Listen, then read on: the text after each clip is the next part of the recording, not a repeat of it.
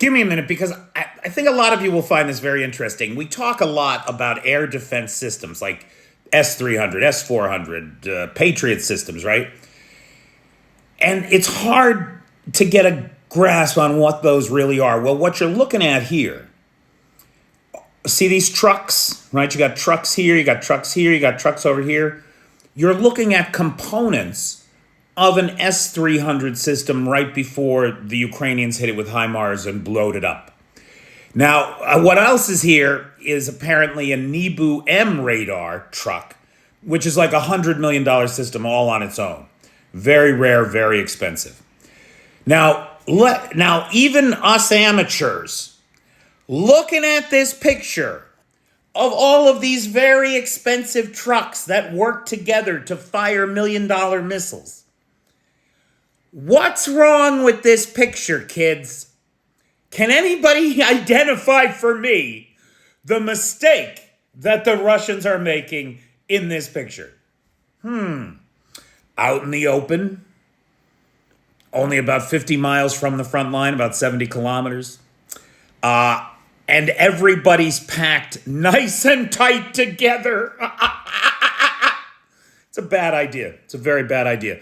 So at least it appears the command vehicle, the mobile power station, and maybe the reloader for the launchers, as well as the NEBU-M, were destroyed in this cluster. Additionally, and here you can actually see the hit, right? You can see the explosion there. Look at them. They're out in this wide open field, and they're all parked next to each other. I mean, it's insanity. I don't know anything, and I know that's a bad fucking idea. Now, you might have noticed I didn't mention any launchers here in this cluster. That's because you can see the launchers over here, and see the way that the backs are raised. The missiles are actually fired vertically, and so the launchers incline like this, and it appears that they are both open and ready to launch. Now, whether or not those launchers got hit, we do not see video of that happening. But the launchers are the least of it.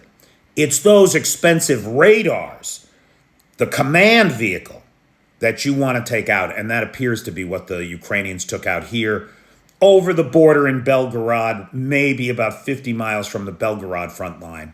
Because there's Ukrainians still holding territory in Belgorod as well, Belgorod, Russia.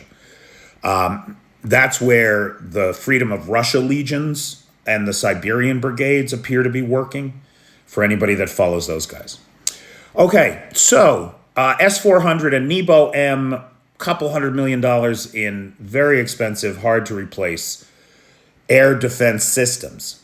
Why these were here is a good question, because these have a longer range. They could be farther back from the front. Why are they so close? And analysts seem to be of the opinion that it might have been a last-ditch effort by the Russians to try to deal with increasingly capable Ukrainian air superiority over their own skies. The Ukrainians have been pummeling that front line of Kursk and Belgorod with munitions from F-16s, from MiGs, from Sukhoi fighters, with apparent impunity. And some analysts are suggesting that this might have been brought near the front, to try to deal with that increasing air superiority capability that the Ukrainians are demonstrating. And that could very well reshape the face of the front line.